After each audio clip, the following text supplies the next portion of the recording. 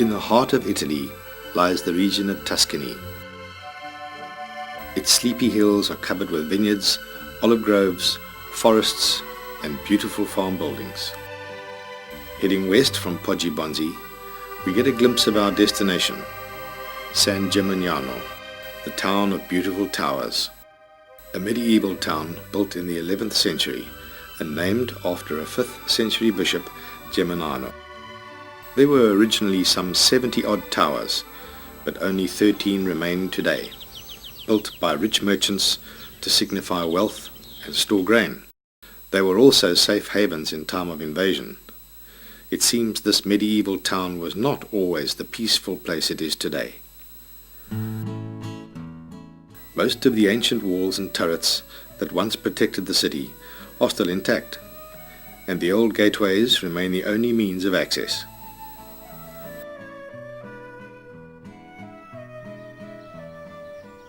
This is the main road, the Via San Giovanni, and the main gate, the Porta San Giovanni. The Porta della Fonte is so called because of its proximity to natural springs, seen here protected by a series of Romanesque and Gothic 12th century arches. San Gimignano suffered terribly from the plagues during the 14th century, and due to the huge decrease in population, virtually fell asleep for centuries. It's this sleepiness that has contributed to keeping its medieval beauty intact.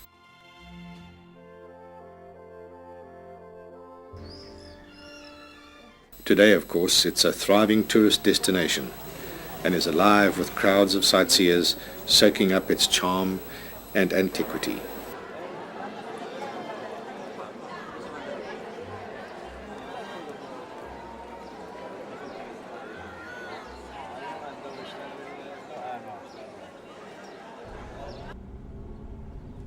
We take time out from St. Jim, climb into our hire car and head for the hills.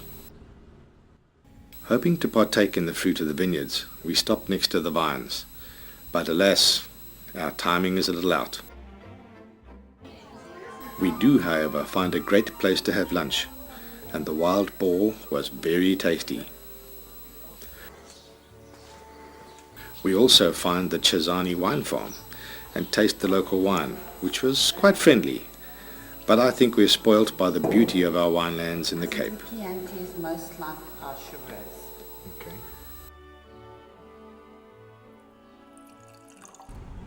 Going with this tasting thing, we pop into an olive oil farm along the way, sample the wares,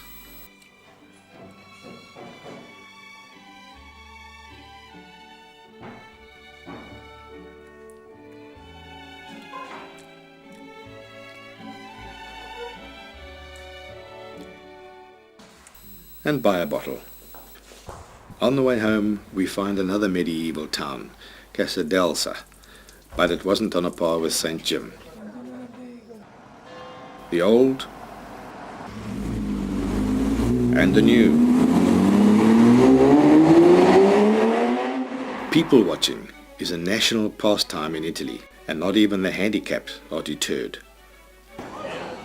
The oldies sit and skinner for hours. So most evenings we sat at a sidewalk trattoria and did the same. It was of course a good excuse to have a little vino.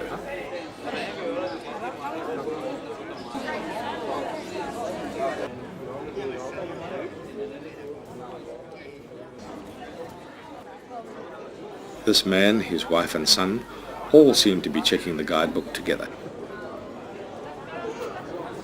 Most Italian cities have their main piazza or square, and St. Jim is no different. The Piazza della Cisterna, or well, is a favourite spot to meet, dwell a while, and once again people watch. The well was built in the 13th century, and the mayor's crest at the time was this ladder. Time for a bit of exercise, so we decide to go up the Torre Grossa, 54 metres high, at the foot of which the town's death sentences were carried out.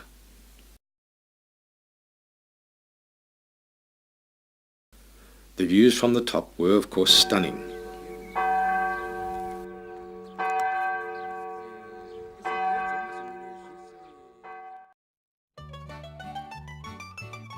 The gap between the buildings you see is the main passageway of St. Jim.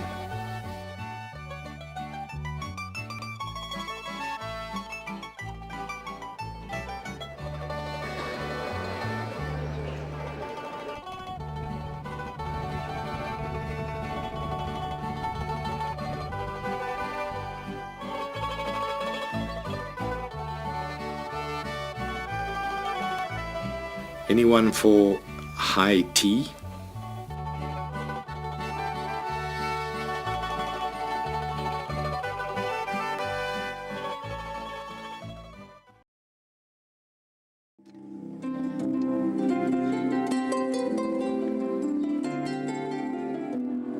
We came upon Andrea one morning, playing in the piazza. Very beautiful. St. Gimignano, sights and sounds.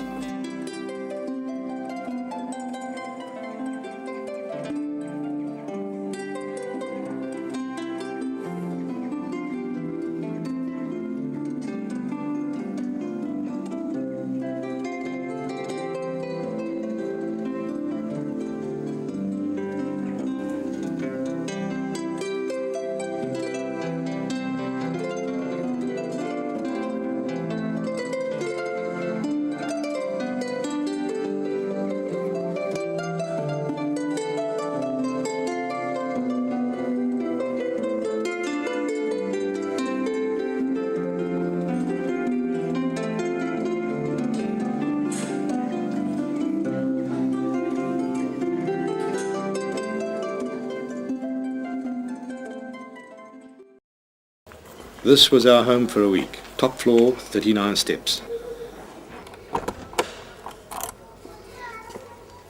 And the view over St. Jim was spectacular.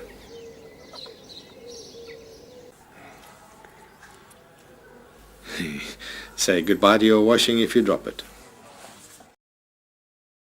The square outside reminded me of those you see in war movies. I expected to see a German tank come round the corner any moment. The old fort was a favourite place in the evenings. Enjoy the wine.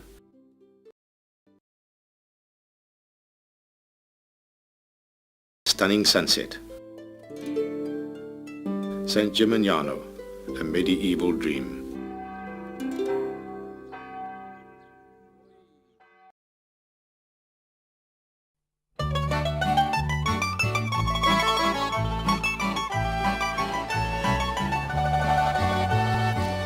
Siena's principal sites cluster in the maze of narrow streets around one of Europe's greatest medieval squares, the pan-shaped Piazza del Campo.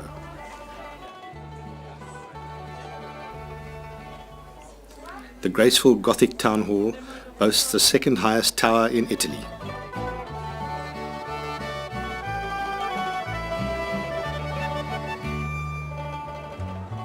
The piazza has been the focus of city life since the 13th century and was the principal marketplace for most of its history. It occupies the site of the old Roman Forum, since being commissioned by the ruling body at the time, the Council of Nine.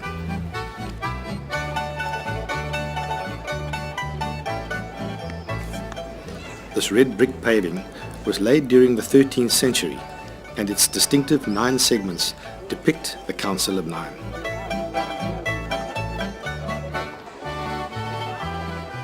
Situated a few narrow streets away is the Duomo. Built during the 11th and 12th centuries, it's one of Italy's greatest cathedrals.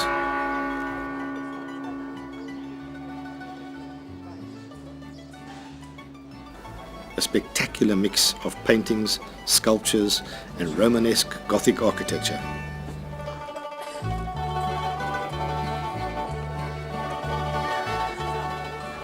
The doors were built in 1284, the rest of the facade a century later.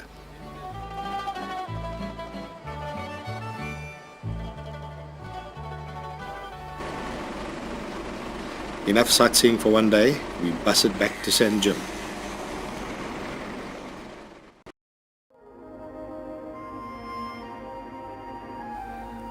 Florence and the River Arno. The historical Ponte Vecchio spans the Arno, and boasts some great shopping. The Botticelli originals of Primavera and Birth of Venus, painted in the 1400s, hanging in the Uffizi Gallery.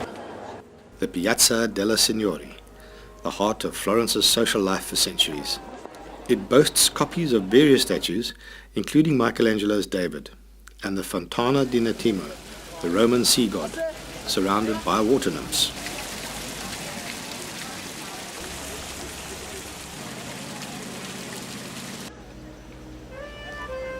Lunch at one of the trattorias on the square, with music supplied. The bruschetta was great.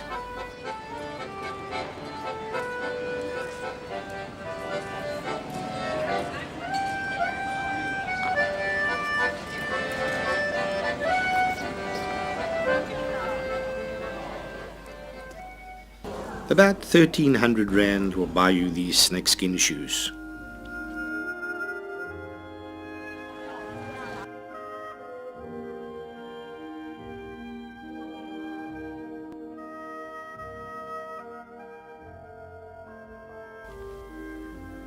The incredible statue of David by Michelangelo, taken from under my armpit as no cameras were allowed.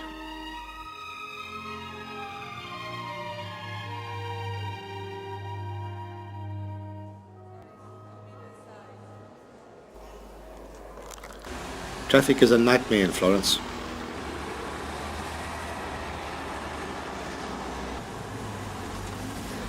It's no wonder that scooters abound. Back to San Jim by train this time.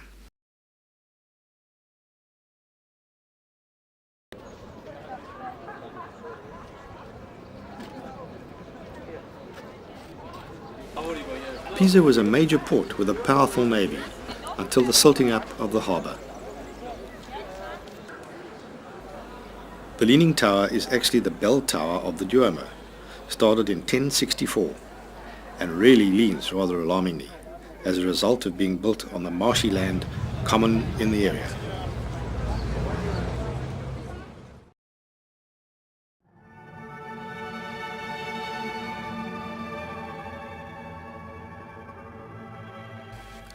The Cinque Terre, a beautiful stretch of coast near the eastern extreme of the Riviera.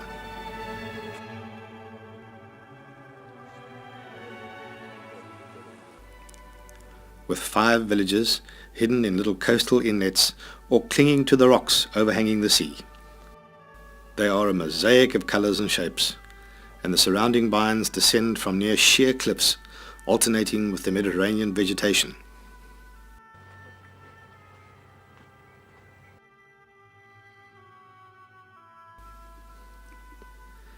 This is our village, Rio Maggiore,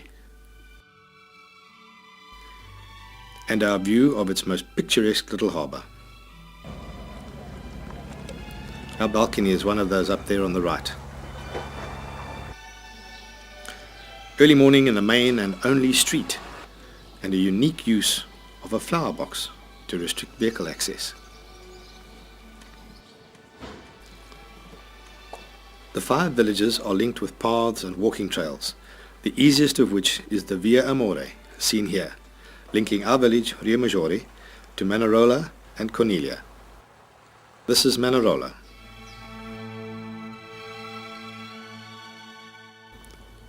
And its little harbour and beautiful pool.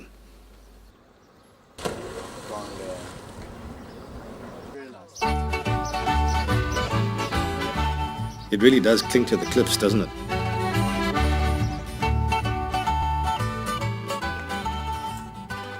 We continued along the Via Amore to the next little town, Cornelia. The sea a breathtaking colour below us. Just as well we were all in peak condition, eh?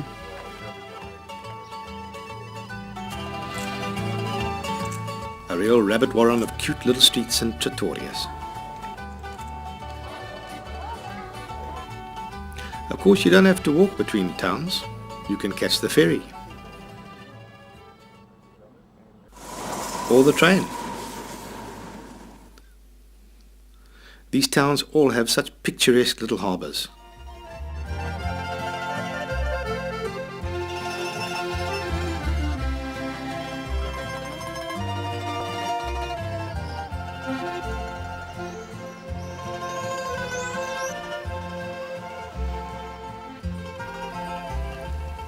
I then decided to walk over the cliffs to Monte Rosso, so took the bus on a hair-raising trip high up into the hills.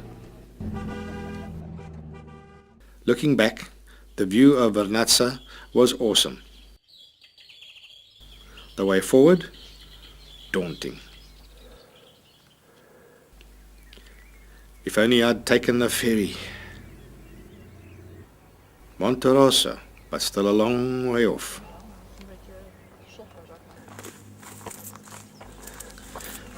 At last. Monte Rosso is more spread out than the other towns and has good sandy beaches. I took the ferry home exhausted, but I wasn't alone. You really get stunning views from the ferry. Rio Maggiore, home sweet home. The next day we took the train up the coast to San Margherita.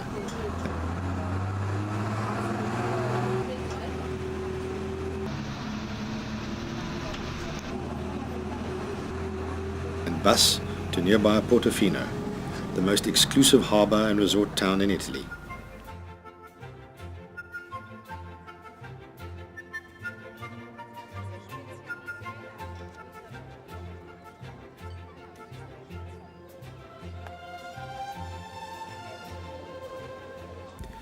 Crammed with the yachts of the wealthy. Ah, how the other half live.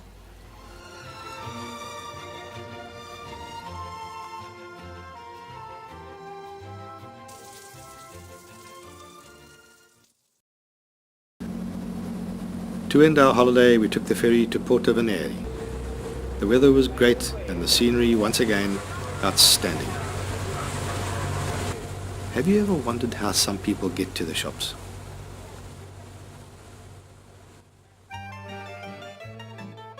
The small 15th century church of San Pietro stands on a promontory below the castle guarding the entrance to the harbour.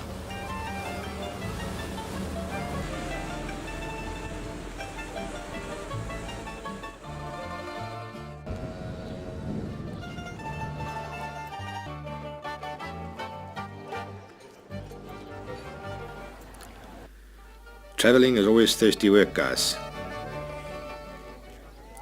Porto Venere is named after Venus herself and gave me a wonderful feeling of laid-backedness with which to end my holiday.